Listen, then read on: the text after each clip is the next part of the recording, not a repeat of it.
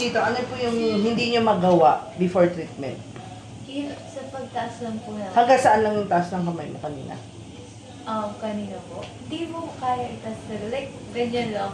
Ganyan lang. Na siya. Yeah. Tapos hindi ka makapag-ponytail, no? Ng buhok mo. Ngayon, kaya mo na after treatment. Sige nga, Patin. Kaya na po. Mayabang. Ay, mayabang na. Nagpony na siya, no? Nagpony na, kaya na abutin yung ulo. Okay, good. Tapos kanina sabi mo hindi magalaw yung ulo mo, hindi mo marotate. Pag binanong ko po siya, hanggang dito lang po. Ngayon parang, Ayun na. Nakita yung likod. Kita mo na likod. Kabila. Dito po, di po siya Hindi pa rin masyado, pero at least, At least hindi masakit. It has pink dito po. Pag tumingin dito. Oo. Even dito na pink po dito. So ngayon, walang sakit. Okay, sige. Kamusta overall yung treatment? Yeah, maganda po. And Maganda.